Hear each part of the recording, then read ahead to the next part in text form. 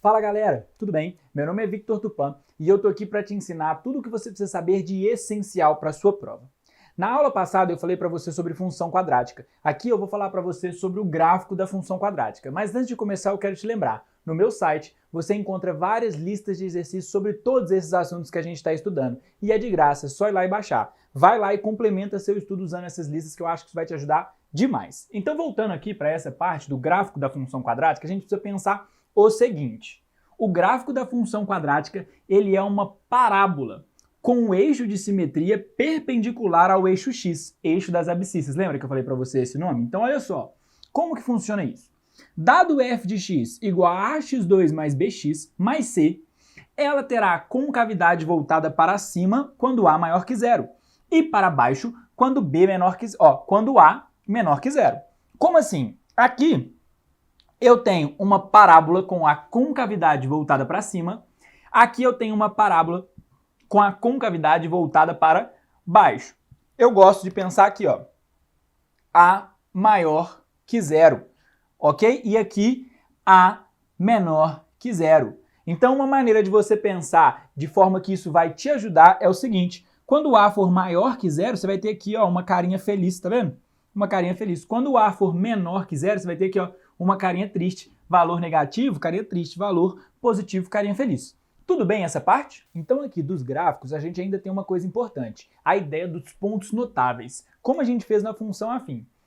Onde que vai ser esses pontos notáveis? Onde ela corta o eixo x e onde a função corta o eixo y, certo? Onde que ela corta o eixo x? No ponto em que y é igual a zero, você já sabe disso. Ou seja, nas raízes da função. Bacana. Onde ela corta o eixo y? No ponto em que x é igual a zero. Ou seja, f de zero é igual a c. Logo, no ponto 0 e c. Essa é a diferença para a função afim. Na função afim era 0 e b. Aqui é 0 e c. Por quê? Porque c é o termo que está sozinho. É o termo que não multiplica nenhum x. Tudo bem? Então, olha só. Além disso, a gente tem que preocupar aqui com o nosso discriminante e o nosso delta. Por quê? Porque ele é o responsável pelo número de raízes da função. Ou seja, pelo número de vezes que a função corta o eixo x. Então, a gente vai ter aqui o seguinte: se o delta ele for maior do que zero, ou seja, um delta positivo, você vai ter duas raízes distintas. Então, você vai ter dois cortes no eixo x. O gráfico vai passar pelo eixo x duas vezes. Duas raízes iguais quando o delta for maior que zero. Ou seja, delta maior que zero, duas raízes iguais. Um toque no eixo x. Por que um toque? Porque se as duas raízes são iguais, ele só vai encostar nessa raiz e voltar. No outro caso, delta menor que zero, não possui raiz real, não toca o eixo x. Tudo bem? Eu vou mostrar para vocês isso como forma de desenhos em os gráficos. Olha só. Então, pessoal, aqui eu trouxe para vocês os exemplos. Veja bem, aqui, ó, eu tenho esse primeiro exemplo. Eu tenho um gráfico aqui, uma parábola com o eixo x e o eixo y. Olha para esse gráfico. Tem dois pontos que tocam o eixo x. O que isso significa? Concavidade para cima. O que isso significa? Então é isso que a gente vai analisar. Repara. Concavidade voltada para cima, ó, a maior do que zero. Dois pontos cortando o eixo x, delta maior do que zero. Pronto, é isso que a gente tem que determinar. Se você analisar bem, esse ponto é uma raiz, este ponto é a outra raiz, e vale lembrar que esse ponto é sempre o ponto C. Tudo bem? Então, para o gráfico ser desse tipo, a maior que zero e delta maior que zero. Se a gente vem para cá, repara, a concavidade continua para cima, então a gente sabe, ó, a maior do que zero. Só que quantas raízes ele teve? Só teve uma raiz, ou seja, o delta aqui é igual a zero. Tudo bem? Lembra sempre que esse ponto é o ponto C, é o valor do C da função. Agora olha esse caso aqui. Esse caso, ela não encostou em nenhum ponto X, ela passou apenas aqui, ó, no C.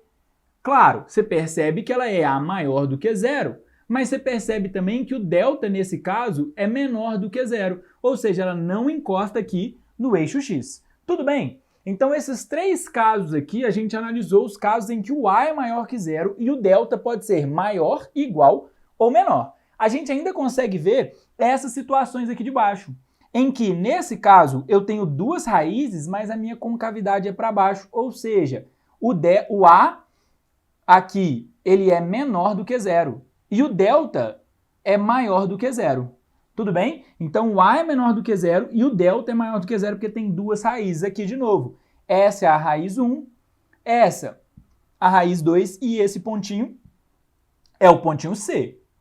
Aqui, nesse caso, só tem um ponto. O que isso significa? Significa que o meu A ele é menor que zero porque está decrescente e o meu delta também é menor do que zero. Tudo bem? Menor do que zero. Menor não, igual a zero. Mentira, igual a zero, porque só tem uma raiz. Certo? Lembrar que aqui é o ponto C e aqui é uma das raízes. E aqui, por último, de novo, o A é menor do que zero, mas aqui o delta também é menor do que zero. Agora sim, o delta é menor do que zero, porque não encosta em nenhum ponto do eixo X, ou seja, não teria raiz nessa situação. Tudo bem? Beleza?